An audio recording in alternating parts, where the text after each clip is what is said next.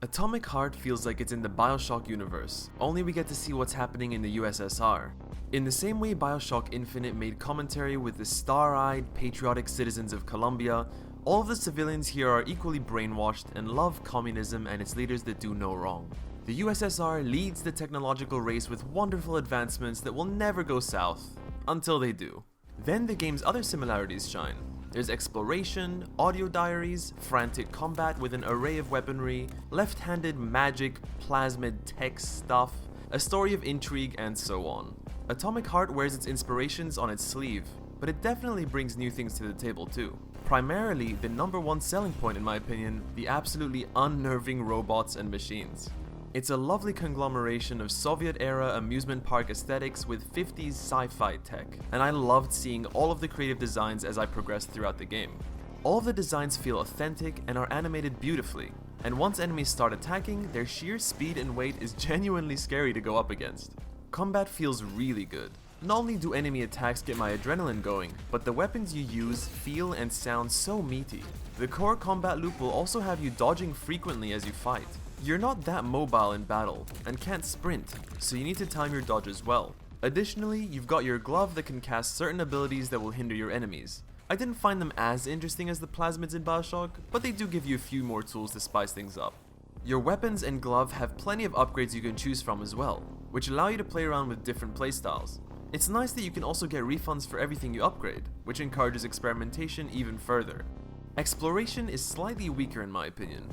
I did enjoy the quick looting gimmick the game has, where you can just hold the interact button to suck up everything in front of you to speed up the process. However, some of the environments look a little bit more interesting than others. Although the indoors sections are a little bit more drab, I had more fun in them. The outdoor areas are quite nice in atmosphere, but I found that trudging around got a bit tedious at times, especially because of the horribly annoying alarm system. There are tons of cameras littered outside, and if you get caught by one, it will raise the alarm and spawn an enemy. If you're seen fighting that enemy on the camera, even more enemies will be spawned. You kill them or the camera, and then these little annoying drones come out and repair the camera and the enemies, and sometimes it just feels endless.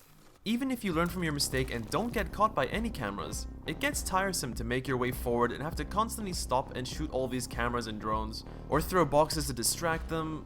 I found it way more enjoyable in the semi-linear indoor sections. I ended up limiting my exploration outside just to avoid all the hassle. Overall though, I really love the overtly patriotic setting the game takes place in. It's so ridiculous, and really fun to see many of the small details, including a childhood cartoon of mine playing on the TVs. Now, let's talk about the story. The main character is a bit insufferable. First off, he's definitely the character that's voiced the worst in the game. Sometimes he's better and sometimes he's worse, which leads me to believe it's more of a problem with the direction the actor got maybe? Either way, his emotions and intonations are all over the place. Sometimes he's cheerful when talking to a dead body, and other times he's perplexed by the simplest concept explained to him. Interesting fact.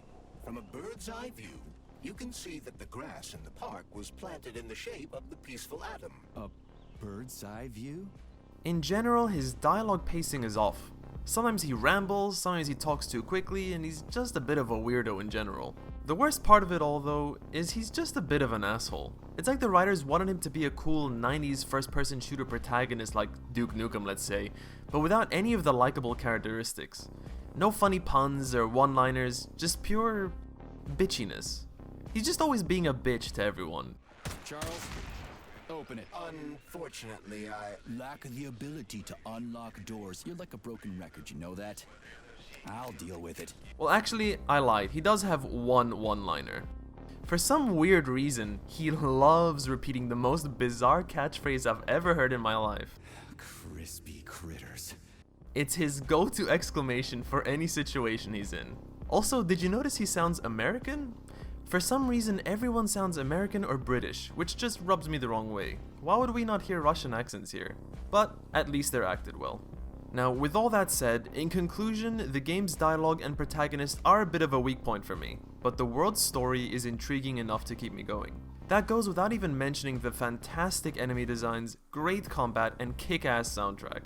If you enjoyed games like Bioshock, Prey, Half-Life, Wolfenstein New Order, and so on, then I'm sure you will enjoy your time in Atomic Heart. As a nice bonus, it runs butter smooth too, which is a rarity in modern times. Thank you so much for watching, everyone. I hope this video was useful to you. If it was, please don't forget to like, subscribe, and share, and I'll see you next time.